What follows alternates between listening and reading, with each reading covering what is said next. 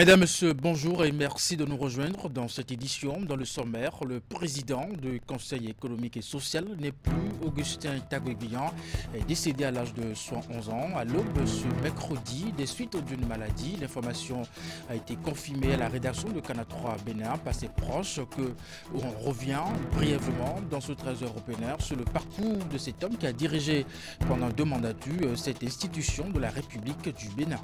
Ensuite, Olivier Bokor, candidat à la présidentielle de 2026, c'est le vœu des femmes leaders du département des collines. Elles ont fait savoir la faveur d'un géant meeting politique au centre universitaire de Saverne, réuni au sein du mouvement des femmes leaders des collines. Ces Amazones ont clamé haut et fort leur désir de voir Olivier Bokor candidat à cet important rendez-vous électoral. Et puis enfin, l'association de développement Iribonsais de Kandi a un nouveau bureau. Les membres de ce bureau ont été installés à l'issue d'une assemblée générale qui s'est tenue dans la ville de Kandi. Il s'agit d'une rencontre qui a permis aux participants venus des différentes villes du Bénin, mais aussi de la diaspora, de faire le point des réalisations du bureau sortant, mais aussi de projeter des actions pour le développement de cette communauté dans les 3 prochaines années. Et voilà pour vous le sommaire de cette édition. À nouveau, bonjour et bienvenue si vous nous rejoignez. C'est une triste information.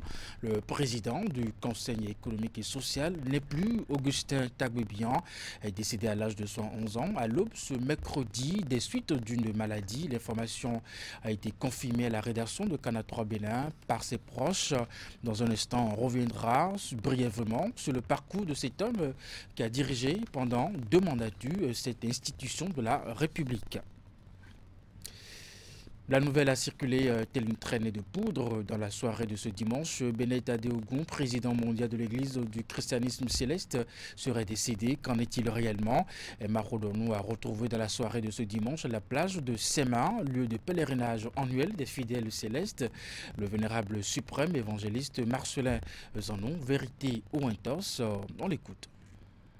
Il s'agit essentiellement d'une rumeur et d'une rumeur non fondée.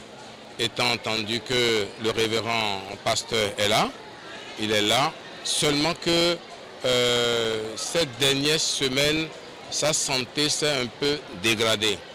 Et son médecin traitant a estimé qu'il ne pourra pas venir vivre la pression des décibels, la musique par-ci, par-là, le mouvement massif de fidèles qui se déplacent. Il ne pourra pas recevoir les fidèles comme on a l'habitude chaque fois quand il vient au pèlerinage. Et par conséquent, Louis souhaite qu'il se repose calmement à la maison. C'est ce qu'il nous a imposé. Nous avons été dans la triste obligation d'accepter parce que c'est un tableau clinique qui impose qu'il se repose. C'est pour cela que nous sommes venus au pèlerinage sans notre papa. Mais nous avons constaté qu'il y a des rumeurs qui inondent les réseaux sociaux et qui font état de ce qu'il est décédé. Non. Le révérend pasteur Benet Akande Adeogun, à l'heure où nous émettons, à l'heure où vous me recevez ici, il n'est pas encore décédé. Il n'est pas décédé. Sa santé s'est dégradée, mais il n'est pas décédé et je tiens à le dire de façon très formelle. Vous comprenez qu'on ne peut pas camoufler quelque chose de ce type-là. La preuve, tout à l'heure aux environs de 19 h, nous avons encore eu un message de son médecin qui nous envoie le tableau clinique. Donc papa est là. Mais pourquoi ça se dit comme ça qu'il est décédé? Non, papa est encore vivant. C'est les médecins qui vont nous dire de quoi il est question. Ce qui est sûr, sa santé s'est dégradée, oui, c'est un fait. Mais quelle analyse on en fait? Je l'ai reçu le message quand je suis à la place ici, c'est là qu'il y a eu le message tout à l'heure. J'attends de me rendre à son chevet à Porte-Nouveau pour avoir l'information complémentaire. Pour vous répondre, oui, sa santé s'améliore. Je peux le dire dès que j'aurai des états sous la main. Mais pour le moment, j'ai reçu un message qui m'indique que ça va pour le mieux. Voilà. Il faut avouer que c'est Jésus qui est le chef de l'Église. Et Jésus nous a témoigné sa proximité au cours de ce pèlerinage. Tout s'est très bien passé. Il nous a manqué un seul élément. C'est la présence de notre papa ici. Mais à part ça, tout s'est très bien passé à ce pèlerinage édition 2023. Voilà. Et puis on revient justement sur cette triste information. Le président du Conseil économique et social n'est plus. Augustin Taguebian, décédé à l'âge de 71 ans à l'aube ce mercredi des suites d'une maladie. L'information a été confirmée à la rédaction de Canal 3 Bénin par ses proches.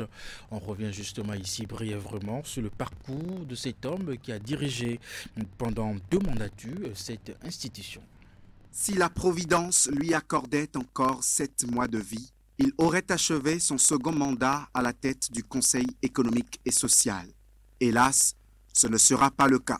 Augustin Taguebian tire sa révérence à l'aube de ce mercredi 27 décembre 2023, après avoir passé 9 ans, 5 mois et 6 jours dans les plus hautes fonctions du CES.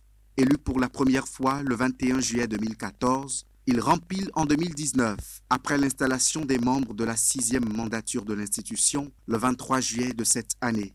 Taguebian est né à Bembereke le 1er janvier 1952.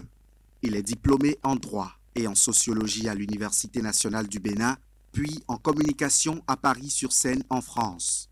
Inspecteur des douanes à la retraite, il est le 4e président du CES dans sa nouvelle version sur le renouveau démocratique tel que créé en 1992, après avoir été vice-président de la 3e mandature. Le président défunt a été aussi chargé de mission de Premier ministre en 2011. Cette 5e mandature du Conseil économique et social a été secouée par plusieurs décès de hauts conseillers de la République. Le président Taguebian s'en va après le vice-président Nestor Ouadani en septembre 2021 et le général Soumanou Oké l'an dernier. C'est un récit de William Cliquant. Olivier Bokor, candidat à la présidentielle de 2026, c'est le vœu des femmes leaders du département des Collines. Elles l'ont fait savoir à la faveur d'un géant meeting politique au centre universitaire de Saverne, réuni au sein du mouvement des femmes leaders des Collines. Ces Amazones ont clamé haut et fort leur désir de voir Olivier Bokor candidat à cet important rendez-vous électoral. C'était en présence des femmes leaders venues des 6 communes du département, des sages notables et têtes couronnées. Voici les images. Il sera élu président dans ce pays. Le ton est ainsi donné depuis cet amphithéâtre archi-comble du centre universitaire de Saverne pour la présidentielle de 2026. Le mouvement des femmes leaders du département des Collines n'a Dieu que pour un seul homme, Olivier Bokor. En effet, au-delà d'une suscitation, nous femmes leaders des Collines portons votre candidature, car c'est une candidature de foi, une candidature de raison. Et ici, à partir de Saverne, la ville des Mamelles, vous pouvez compter sur les femmes. Et sachez que près de 8 millions de Béninois vous ont déjà témoigné leur confiance à travers les nombreux appels à vous adresser. Les femmes leaders des Collines ont le dos assez large. Nous avons la force et l'énergie suffisantes pour réaliser cet exploit dont nous devons être les précurseurs. Un choix qui, selon elle, se justifie par le charisme, mais surtout les œuvres dans le silence de l'ami dans l'ombre du président Patrice Talon. Et le moins que l'on puisse dire est que ces femmes leaders ne comptent pas se contenter d'une simple déclaration. Nous allons parcourir monts et vallées pour mobiliser la grande majorité des Béninoises et Béninois autour de cet idéal national. Nous sommes impatients que le sommes. Comme votre candidature, notre disponibilité est désormais visiblement actée. Nous prendrons le devant et vous serez encadrés dans la sécurité requise. La cérémonie de ce jour est l'aboutissement d'une série de consultations des femmes leaders des 6 communes du département des Collines qui ont décidé unanimement d'afficher officiellement notre position pour les élections présidentielles de 2026. Bante, Savalou Glazoué, Dassazoumé, Wessey Saverne, ces femmes leaders sont venues des 6 communes des Collines pour lancer cet appel à l'homme d'affaires de 59 ans. Ce que femme veut, Dieu veut. Retenez tout simplement, Olivier Bokor nous dira un jour oui, je suis prêt pour le job. Oui, il nous dira. Et oui, nous pouvons, allions-nous lui répondre. Ensemble, resserrons nos rangs pour un Olivier Bokor prêt pour poursuivre les réformes structurelles entamées dans notre pays. Et en attendant celui d'Olivier Bokor, les mouvements de suscitation de sa candidature se multiplient sur toute l'étendue du territoire national. Jeunes, hommes et femmes, ils sont nombreux à voir en cet entrepreneur prospère l'homme idéal pour occuper la plus haute fonction de l'État en 2026. Et bien voilà, troisième session ordinaire au titre de l'année 2023 du comité interministériel de pilotage de la politique nationale de décentralisation et de déconcentration CIP PONADEC. Les travaux ont été lancés par le directeur de cabinet du ministre de la décentralisation de la gouvernance locale ce mardi matin dans la salle de conférence du ministère. Plusieurs dossiers et recommandations issues de la dernière session sont à l'ordre du jour de cette rencontre. Voici le compte rendu, bien entendu, avec Oulette Sanoussi, Moufed Sabouran. Le comité interministériel de pilotage de la politique nationale de décentralisation et de déconcentration CIP PONADEC tient sa troisième session ordinaire au titre de 2023. La présente rencontre fait suite à celle tenue en novembre dernier qui a formulé plusieurs recommandations pertinentes, notamment celles relatives à l'adoption par le Conseil des ministres du document de la PONADEC. Conformément à l'agenda concocté pour les travaux de cette session, il vous sera présenté dans un premier temps le point des diligences effectuées depuis la précédente session du CIP PONADEC pour l'introduction du document de la PONADEC en Conseil des ministres. Ensuite, seront soumis à votre appréciation les résultats issus des travaux d'élaboration du rapport 2022 sur l'état de la gouvernance locale au Bénin. La phase de prévalidation de ce rapport par les acteurs communaux et préfectoraux a connu son épilogue. Par ailleurs, un point sur les travaux réalisés dans le cadre de l'actualisation du guide méthodologique d'élaboration de l'IGL et de sa plateforme est également inscrit à l'ordre du jour de la présente session. Occasion pour le représentant du ministre de la décentralisation d'inviter les différents acteurs à accompagner davantage le secteur de la décentralisation pour l'atteinte des objectifs assignés au CIP PONADEC dans le plan de travail annuel 2024 qui fera également objet de présentation. Au regard de l'important rôle que vous jouez quotidiennement dans le cadre de la mise en œuvre de cette politique transversale et intersectorielle, vous êtes appelés à réaliser des travaux techniques et à mener des réflexions de nature à impacter le processus de décentralisation et de gouvernance locale dans notre pays. Il est attendu de vous l'approbation de tous les documents, rapports, études réalisées ou élaborées dans le cadre de la mise en œuvre et du suivi et évaluation de la PONADEC. À cet effet, il sera soumis à votre appréciation au cours des travaux de cette session le point des activités réalisées dans le cadre de la mise en œuvre du PTA 2023 du SPCIP PONADEC au 20 décembre 2023. L'autorité reste persuadée qu'à l'issue des travaux de cette session qui dure une journée, sortiront des recommandations pertinentes pouvant leur permettre de faire évoluer la mise en œuvre et le suivi-évaluation de la PONADEC. Elle compte donc sur l'engagement individuel et collectif de tous pour l'atteinte des objectifs fixés. Atelier d'internationalisation du projet de lutte contre les pépiniéristes pirates. Les assises ont réuni à Boycon les acteurs clés impliqués dans divers ministères ainsi que d'autres invités. Les échanges ont été consacrés aux différents projets d'arrêtés interministériels élaborés en vue de renforcer la répression contre les producteurs frauduleux des plants dans le pays. Et Maître Moussou pour plus de détails. 2 jours de travaux pour parfaire puis procéder à la validation de plusieurs projets d'arrêtés interministériels.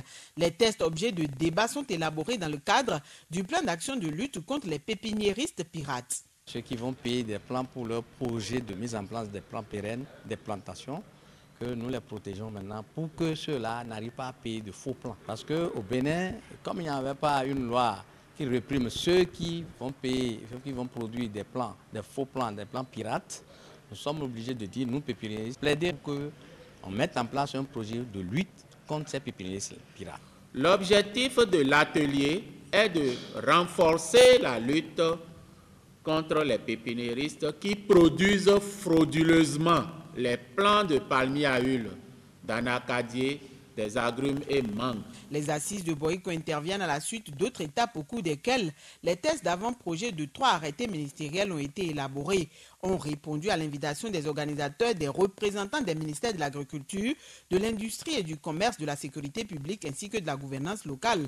À ces derniers s'ajoutent des émissaires de la Plateforme nationale des organisations paysannes, de la Fédération nationale des producteurs de semences du Bénin, puis des mandataires, des pépiniéristes des plants de palmiers à huile d'anacadier, de mangue et les agrumes. Cette initiative est vraiment salutaire parce que toutes les fois que nous sommes appelés à intervenir sur le terrain, nous sommes souvent limités dans nos actions quand il est question de détruire des plants issus des pépiniéristes pirates et qu'il est question de les interpeller.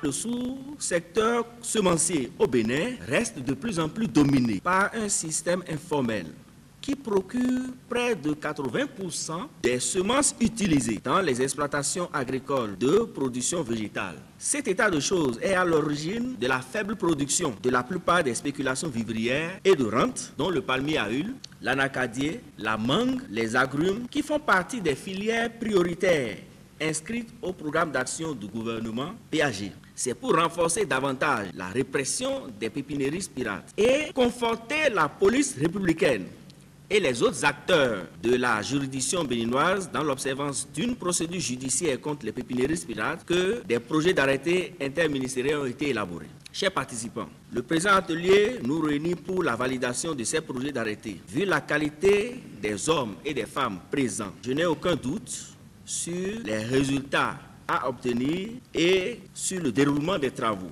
Au nombre des résultats attendus au terme de cet atelier figure aussi la présentation aux acteurs clés du contenu du plan d'action de lutte contre les pépiniéristes pirates et le document mis à leur disposition. À Toviklen, localité située dans le département du Koufo, Ernest Médéwanou a sacrifié encore cette année, bien entendu, à la tradition de dons de vivres aux populations. L'opérateur économique a mis la main à la poche pour offrir à ses parents ce dont ils ont besoin pour passer en beauté cette période des fêtes de fin d'année. Des milliers de personnes, des démunis pour la plupart, ont reçu sacs de riz, enveloppes financières des mains de l'ancien député. C'était à la faveur d'une cérémonie qui s'est déroulée à l'école primaire publique de Toviklen-Centre. Voici le compte rendu. Le Père Noël ici à Toviklen, c'est lui. Ernest Médéwanou, connu pour ses actions sociales, vient encore au chevet de ses parents, les bras chargés de présents pour les fêtes de fin d'année. L'emballage d'affection pèse ici 10 tonnes de riz destinées aux populations des 6 arrondissements de la commune de Toviklen. Je suis de la culture Adja et je sais ce que la fête de Noël représente chez nous. La fête même, c'est la fête du riz. Si bien que moi j'en ai connu au village ici, puisque j'ai vécu ici. J'ai connu des familles ici, à 2 mois, à 3 mois de la fête de Noël. Les gens se mettent à cotiser en tontine, tout juste pour que le jour de Noël, on puisse avoir du riz à préparer pour ses enfants. À 7 tonnes de riz, l'ancien député a ajouté une enveloppe d'1 million de francs CFA pour permettre aux bénéficiaires de se payer les accessoires pour leur festin. Plus loin, il a fait venir une délégation de l'ONG Diaspora sans frontières de la Martinique. Une ONG qui est venue apporter assistance à 500 familles et 57 orphelins. Nous n'oublions pas, moi je suis à la fin des années 50. Et nous avons connu des situations très difficiles et je pense que le minimum de solidarité à manifester lorsqu'on vient dans un pays qui est le pays de nos ancêtres, c'est d'avoir une attention particulière à cette jeunesse africaine qui est l'avenir, la jeunesse béninoise qui est l'avenir du Bénin. Pour cet élan de cœur, Ernest Médéwanou s'est fait entourer de quelques amis et de ses anciens collègues à l'Assemblée nationale. C'est un événement important et cela montre que ce n'est pas le gouvernement seul qui fait le social, le hautement social, pour ne pas le chef de l'État. Il y a des contributions individuelles. La joie, là, vous voyez la joie sur le terrain, là. Ça, c'est mon bonheur, ça. Ça, c'est mon bonheur. Depuis 20 ans, il répète ce geste à l'orée de chaque année. Une action sociale de plus pour celui qui prend en charge depuis plusieurs années la formation des jeunes déscolarisés de la région et ceux qui poursuivent les études à l'université. Je constate que si quelqu'un a le bac, il devient vacataire systématiquement. Donc les gens ne cherchent plus à évoluer après le bac. Moi, je réfléchis à moi pour dire, mais dans 10 ans, dans 15 ans, les cadres supérieurs de chez nous seront les bacheliers. Et c'est comme ça que j'ai interpellé pour dire, mais vous avez le bac, non, pourquoi vous n'allez pas à Cotonou? Et les gens unanimement m'ont dit, ah, où est-ce que nous allons rester pour les choses? C'est ce qu'il y a, c'est pourquoi vous entendez le mot 16 ans, 16 ans. Donc il y a 16 ans que j'ai pris cet engagement-là. Je suis allé louer une maison qui me revient à 2 300 000 tous les ans. Et par trimestre, je ravitaille ces derniers. Je prends un effectif de 35 environ dans la maison que je nourris et je leur fais le ravitaillement tous les 3 mois. Et vous finissez 3 ans, je ne peux plus continuer. Au moins une licence, vous quittez et d'autres personnes vont arriver. Conséquence, cet opérateur économique est surnommé ici éternel donateur. Un costume qu'il enfile avec fierté devant ses parents de Toviklein, avec qui il communie périodiquement. La campagne de distribution de jouets aux élèves de Cotonou et environ, lancée par Ouragan Fondation Rondeladi dans le cadre de la célébration de la nativité, se poursuit. Ce sont les apprenants de l'école primaire publique à Roquebrune de Cotonou qui ont bénéficié de la générosité de Émile Rondeladi. L'événement a été empreinte d'une ambiance colorée. Les images. Tel le Père Noël battant la ville pour déposer auprès de chaque enfant un cadeau, Ouragan Fondation Rondeladi continue l'œuvre de philanthropie qu'elle a entamée. Après l'étape de l'EPP de Zogbo, c'est l'EPP à Roquebrune de Cotonou qui reçoit la visite de Émile Rondeladi et sa troupe. Ils sont venus ici avec un nombre incomptable de sacs contenant chacun un jouet. Comme Ouragan Fondation Rondeladi vous l'avez promis, nous voici au jour J, où vous recevrez, comme les enfants du 9e arrondissement et environ, vos dons dans le cadre de la célébration de la fête de la Noël. Pour notre fondation, le social, dans le bon sens du mot, pour accompagner le rehaussement social du chef de l'État, son Excellence Patrice Talon, doit être l'objectif de tous. Au nom des enseignants ici présents et à mon nom propre, je vous adresse mes remerciements les plus profonds. Puisse Dieu, Allah, Maousekolissa et les membres de nos ancêtres vous comblent aussi des grâces nécessaires afin que l'énergie vibrante, positive que vous répandez ne s'estompe dans le temps. Comme lors de la première étape, la cérémonie de distribution de cadeaux a été précédée d'un spectacle aussi captivant que mémorable. Quelques figures du parti Bloc républicain étaient à ce rendez-vous de célébration de Noël avec les tout-petits. Chers enfants, dans quelques instants, vous allez recevoir vos cadeaux de Noël. Plus que de simples jouets, ces cadeaux sont la preuve de l'attachement de la Fondation Ouragan à votre épanouissement et à votre bien-être. L'acte que nous sommes en train de poser ce soir est un acte salutaire pour nos enfants. Cette opération de distribution de jouets a vu plusieurs centaines d'enfants repartir à la maison, la joie au cœur. Cette campagne de Ouragan Fondation Rondeladi se poursuivra dans les tout prochains jours dans d'autres établissements scolaires. Les filles et fils de la collectivité Sakou ont tenu le congrès annuel pour cette édition. C'est la commune de Djougou qui a abrité les manifestations de cette rencontre qui vise à resserrer les liens de fraternité entre les membres de cette collectivité. Alassane Arouna, Abdoussa Bitrissou. 3 ans déjà que les filles et fils de la collectivité Sakou ont décidé de se mettre ensemble pour débattre des questions liées au développement local. Pour y arriver, Ils organisent de façon tournante les congrès pour échanger et discuter autour des sujets d'intérêt collectif.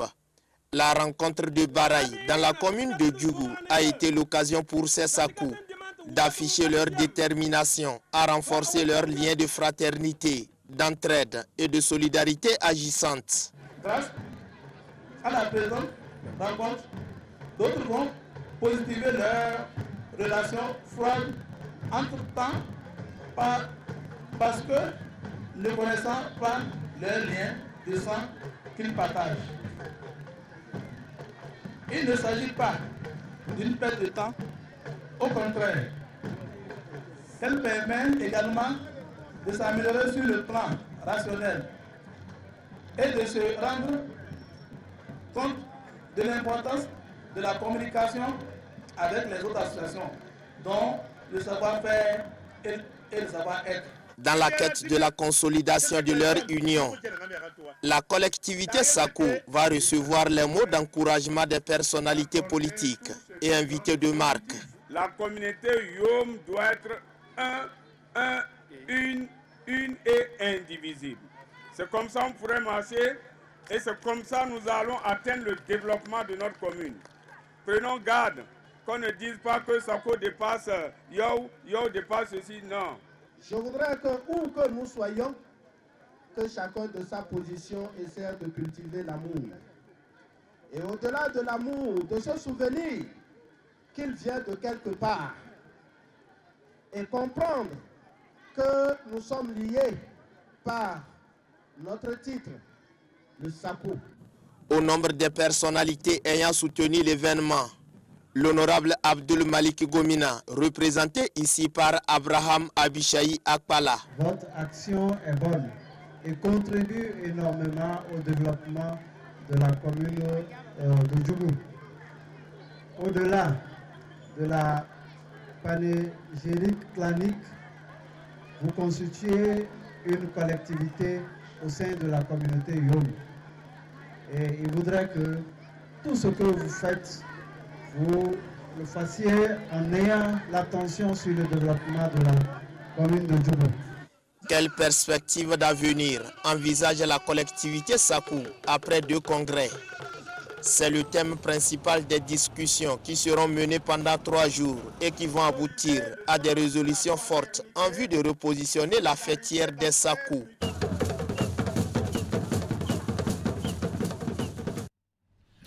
Dans la suite de cette édition, l'association de développement Iribonsais de Kandi a un nouveau bureau. Les membres de ce bureau ont été installés à l'issue d'une assemblée générale qui s'est tenue dans la ville de Kandi. Il s'agit d'une rencontre qui a permis aux participants venus des différentes villes du Bénin, mais aussi de la diaspora, de faire le point des réalisations du bureau sortant, mais aussi de projeter des actions pour le développement de cette communauté dans les 3 prochaines années. Au cours des travaux, les associations affiliés à Iribonsais, mais aussi les partisans et sympathisants de la fêtière, une fois encore, transcender leur appartenance et clivage politique religieux pour se focaliser sur les objectifs de développement de la commune. Reportage. Voici le nouveau président de l'association Iribonsais de Kandi, élu à l'issue de l'Assemblée générale qui s'est déroulée les 22, 23 et 24 décembre dernier dans la cité de Saka et Kandi-Sounon. Une assemblée générale qui a réuni les filles et fils de cette commune toutes tendances politiques, religieuses et autres considérations confondues pour parler développement. Qu'il soit de la communauté Peul, Mokole, Bariba Dendi et autres, tous étaient présents et ont vanté à travers des pas de danse bien cadencés les valeurs culturelles de ce milieu. Et aux organisateurs et membres du bureau sortant de situer les participants sur le contexte de cette assemblée générale, mais aussi sur les héritages laissés après 3 ans de gestion. La présente cérémonie de lancement de l'assemblée générale de l'association Iribonsais est la résultante de toute une dynamique mise en branle depuis une réunion qualifiée de mémorable par un monument de Iribonsais, en l'occurrence le président Idrissou Boukari. Mesdames et messieurs, chers participants, qu'il me soit permis de remercier tous nos aînés ici présents, de même que ceux qui n'ont pas pu effectuer le déplacement pour leurs précieux conseils dont nous avons bénéficié dans le cadre de l'exécution de cette noble et palpitante mission. Nous sommes arrivés ici pour nous retrouver dans ce creuset-là que constitue l'association afin d'échanger sur toutes les questions de développement de la commune. Et lorsqu'il s'agit de Ribonsais, on essaie de transcender tous les clivages politiques, de dépasser toutes les considérations politiques et de ne prendre en compte que l'appartenance à la commune. Après les manifestations officielles, les travaux se sont poursuivis tard dans la nuit de ce samedi 23 décembre et ont permis la mise sur pied d'un nouveau bureau constitué de plus de 20 membres qui sera dirigé par Fatou Zakari Touré pendant les 3 prochaines années. Kandi, depuis bientôt une dizaine d'années, est classé parmi les dernières communes en matière de réussite scolaire. Cela me paraît pas normal. Les ressources existent. Le tout premier défi donc sera orienté certainement vers l'éducation. Ensuite, je ne suis pas prétentieux, ce n'est pas facile, mais je parlerai aussi sécurité. Iribonsais est une association purement apolitique et qui vise à promouvoir les valeurs kandiennes pour le développement de cette ville vitrine de la Libourie. C'est ce qui explique la présence dans ces lieux symboliques de plusieurs cadres de la commune, sur place ici au Bénin, mais aussi venus de la diaspora. Et pour finir cette édition, l'association des communes de l'Atakura Donga, ACAD, a tenu en cours de semaine sa 9e Assemblée générale ordinaire à Kouandé, au cours des assises qui ont mobilisé les 13 maires des communes des 2 départements. Un nouveau bureau de 13 membres a été mis sur pied avec à sa tête Ourou Kotomane, maire de la commune de Peyonko. Alassane Arounan pour les images. En prenant les rênes de l'association des communes de l'Atakura Donga le 17 décembre 2021, l'équipe dirigée par Ouolou Draman avait pris l'engagement solennel de donner un nouveau souffle à cette association, histoire de la hisser au rang des associations phares du pays. Après 2 ans de gestion, les fruits semblent avoir tenu la promesse des fleurs avec des résultats tangibles. Loin de l'idée de faire ici un bilan exhaustif, des grands pas que nous avons franchis ensemble, il nous plaît de nous rappeler quelques-uns. Je voudrais citer l'amélioration du fonctionnement de nos organes avec l'implication des secrétaires exécutifs, l'amélioration du paiement des cotisations avec des paiements records, la mise en place prochaine d'une grande base de données des infrastructures dans nos 13 communes. L'appui à l'élaboration des PDC dans nos 13 communes. Cet exposé liminaire du bilan du bureau sortant sera étayé par cette projection vidéo présentée par le secrétaire exécutif de l'ACAD.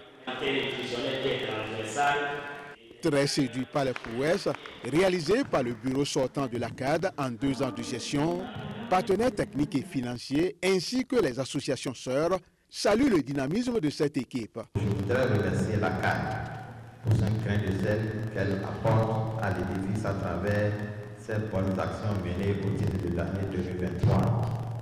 Actions qui contribuent à l'amélioration de la gouvernance de nos communes et les conditions socio-économiques des populations. Au cours de ce rendez-vous de Kouandé et conformément aux textes régissant cette association, les membres du bureau sortant, dont le mandat est arrivé à terme, ont démissionné en bloc, ce qui a permis à l'Assemblée de désigner un nouveau bureau exécutif de 13 membres avec à sa tête Ourou Maré Koto, maire de Peyonko. Je voudrais vraiment mettre mon mandat sous le signe de la cohésion, de la mobilisation des ressources et de la bonne gouvernance de tout ce qu'on aura comme ressources. Bien entendu, avec tous les collègues maires. Je ne suis qu'un coordonnateur. Je crois que si tout se passe bien, ça veut dire que les adjoints, les vice-présidents, je veux parler, qui sont responsabilisés pour des commissions thématiques, ont vraiment joué leur rôle. La tenue de cette 9e Assemblée générale ordinaire sous fond de renouvellement du bureau exécutif est la preuve tangible de la vitalité de cette association qui s'est donnée comme priorité la promotion de la coopération intercommunale.